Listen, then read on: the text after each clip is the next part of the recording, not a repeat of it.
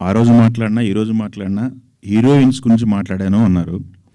Heroines ఎక్కడైనా respond అయ్యారా? మీతో ఎవరన్నా మాట్లాడారా? ఇండస్ట్రీ నుంచి సుప్రియ గారు తప్ప మిగతా వాళ్ళు ఎవరైనా మాట్లాడారా మీతో ఇప్పటి వరకు? ఎవరు మాట్లాడలేదండి. విష్ణుబాబు మాట్లాడాడు నాతోటి. ఏమన్నాడంటే, డార్లింగ్ అని అంటే, సారీ బాబు నా నుంచి 2 బ్యాడ్. ఇదే ఫస్ట్ కాల్ రాగానే ఇట్లా పదాలు వాడాను. లిటరల్గా నాకు అపాలజీస్ చెప్పాలనుంది అన్న. సూపర్, ఇంకేంటి ఒక మెయిల్ పంపించేసేయండి, వాళ్ళు ఆల్రెడీ పెట్టినట్టున్నారు. పంపించేసాను.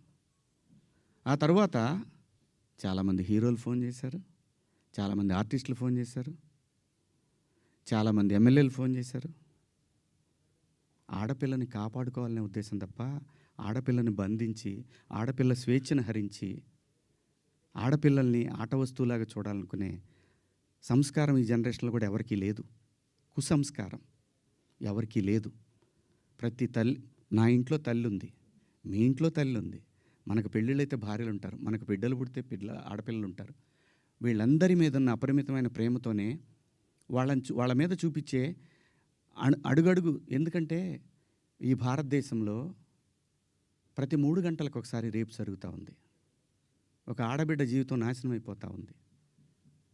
ఆ భయంలోంచి వచ్చిందే, అమ్మ కొంచెం మంచి బట్టలు వేసుకెళ్ళరా అని ఒక తండ్రి చెప్తాడు.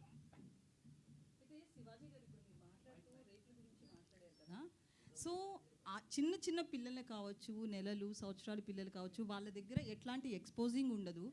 పెద్దవాళ్ళు చీరలు కట్టుకున్న వాళ్ళు కావచ్చు, డ్రెస్సెస్ వేసుకున్న వాళ్ళు కావచ్చు, చుడీదార్స్, డ్రెస్తో సంబంధం లేకుండా రేప్స్ అనేవి జరుగుతున్నాయి కదా. ఓన్లీ డ్రెస్సే అని ఎలా చెప్తాం మనం? నేను జాగ్రత్త తీసుకుంటున్నా అమ్మా, డ్రెస్ గురించి చెప్పట్లేదమ్మా. జాగ్రత్త తీసుకుందాము, మనం కొంచెం జాగ్రత్తగా ఉంటే పోద్ది కదా. ఈ వితండవాదం చేసుకునే కన్నా కొంచెం జాగ్రత్త పడదాము. రేపు పొద్దున ఒక ఆడపిల్లకి ఆ అమ్మాయి తప్పు లేకపోయినా ఇష్టం వచ్చినట్టు ఇవాళ ఆడపిల్లలకు పెళ్ళిళ్ళు కావాలంటే ఇన్స్టా ఐడీలు అడుగుతున్నారు, ఫేస్బుక్ ఐడీలు అడుగుతున్నారు. మగాడికి కావాలన్నా అదే ఉంది. అసలు జెండర్ ఆ డిఫరెన్స్ తీసుకొస్తుంది ఎవరమ్మా? ఆడపిల్ల అమ్మ ఆకాశంలో ఉంది, కొంతమంది నీచుల కింద ఎక్కడో ఉన్నారు. వాళ్ళతో ఈక్వల్ అవ్వాలనుకోవటం ఏంటమ్మా?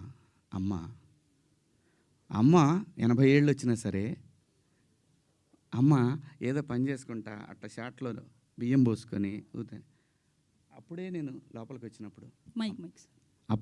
వచ్చినప్పుడు అమ్మ బయట కొంచెం పక్క పోతే అమ్మకి 80 ఏళ్ళు, ఆయన అమ్మ అని కప్పుతాడు బిడ్డ. ఈ భూమి మీద ఏ మగాడు కూడా ఆడదాన్ని విలాస వస్తువుగా చూడరమ్మా. ఇంట్లో, సొంత ఇంట్లో. నేను జాగ్రత్త పడమంటున్నానే తప్ప నేను ఎవరిని కించపరచలేదమ్మా. నేను వాడిన పదాలు తప్పు, ఆ 2 పదాలు. నేను ఇచ్చిన స్టేట్మెంట్కి స్టిల్ నేను నిలబడి ఉన్నాను. నేనేమీ వెనక్కిపోను. ఇంతేనమ్మా నేను చెప్పాలనుకున్నది. ఇదండి. ఒక్కొక్కళ్ళు ఏదైనా అడిగితే ఒక్కొక్కళ్ళు మాట్లాడు. నాకు నిద్ర లేదు, 36 గంటల నుంచి నేను నిద్రపోలేదు. అయితే సార్ మీరు వీడియో ఆ రాత్రే చేశానని చెప్తున్నారు కదా సార్. వాళ్ళు చూపించానమ్మా. అదే సార్ చూపించారు, ప్రూఫ్స్ ఉన్నాయి, నేను ఆ టైంకి లేను. అయితే ఆ రాత్రే మీరు రిగ్రెట్ ఫీల్ అయినప్పుడు ఫ్యామిలీ మెంబర్స్ నుంచి కావచ్చు, వాళ్ళతో మీరు మాట్లాడారు కదా. అంటే ఒక పిఆర్ చెప్తే ఒక ఆర్టిస్ట్ వినడం అనేది ఎంతవరకు కరెక్ట్? రిగ్రెట్ అనేది మీరు ఫీల్ అయ్యారు, ఆ రాత్రికే రిలీజ్ చేసి ఉంటే ఇంత డ్యామేజ్ జరగదు కదా. పిఆర్ని అడగడం ఏంటంటే? నేను పిఆర్ని అడగలేదమ్మా. మీరు ప్రసాద్కి పంపించడం కావచ్చు. ప్రసాద్కి నేను పంపించాను తప్ప అతను వద్దు కావాలి అనలా. నేను పంపించి ప్రసాద్ నేను చెప్తానుండు, నేను చెప్పినప్పుడు పంపించేద్దు కానీ అని చెప్పా. నా ఫ్రెండ్స్తో డిస్కస్ చేశా. ఏముంది నువ్వేం మాట్లాడావన్నారు. ఇంకా కాదు, నేను 2 తప్పుడు మాటలు మాట్లాడాను. సరే చూద్దాం, పొద్దున్నే ఒకవేళ అయిపోయిందని అనవసరంగా కెలుక్కోవటం ఎందుకు అని అన్నారు. కానీ నాకేంటంటే అది కొడతానే ఉంది. నేను పడుకోలేదు. నేను ఇందులో మా ప్రసాద్ తప్పు ఉందనో ఇంకోళ్ళ తప్పు ఉందనో నో. ఇది ప్యూర్లీ నా వల్లే జరిగినటువంటి ఒక విచారకరమైనటువంటి 2 పదాలు.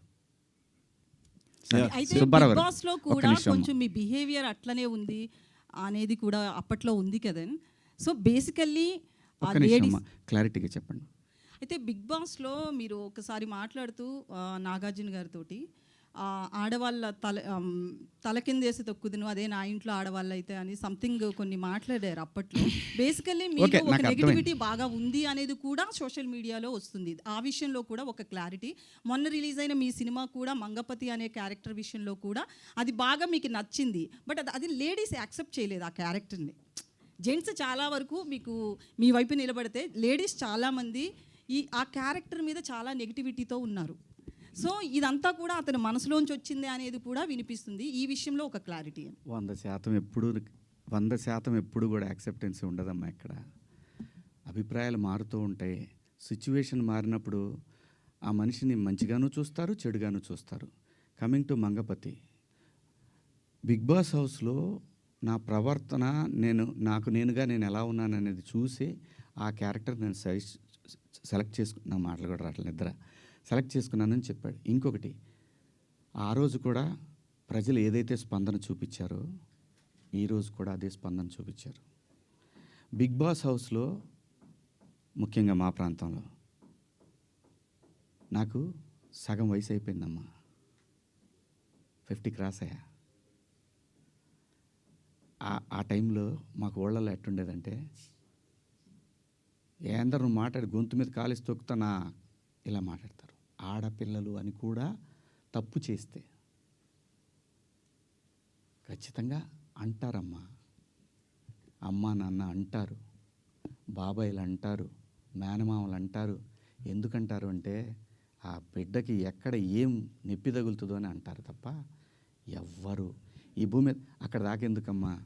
మనం డిస్కవరీ ఛానల్ చూస్తే పెంగ్విన్లు తిరుగుతూ ఉంటాయి. 1-2 పెంగ్విన్లు మాత్రం సపరేట్గా ఉంటాయి. రోజు చూపిస్తాడు టైం.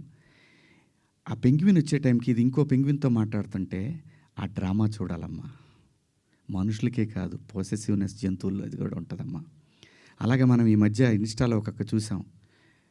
ఒక డాగు ఇంకొక డాగ్తో క్లోజ్గా ఉంటే దానికోసం మాంసం ముక్క తీసుకొని వచ్చి తన ప్రేమికుడైనటువంటి డాగు తీసుకొని దగ్గరకు వస్తున్నప్పుడు ఈ డాగ్ ఇంకొకళ్ళతో క్లోజ్గా ఉంటుంది చూసి దానికి ఒక ఆర్ఆర్ వేసాడమ్మా. జంతువులు కూడా ఉంటుందమ్మా పొసెసివ్నెస్. స్త్రీ అంటే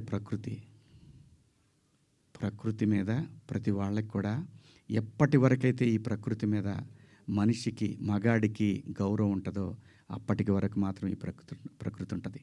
ఆ తర్వాత లేదంటే ఇది నాశనం అయిపోతుంది. ప్రకృతి అంటే స్త్రీ, స్త్రీ అంటే ప్రకృతి. అమ్మ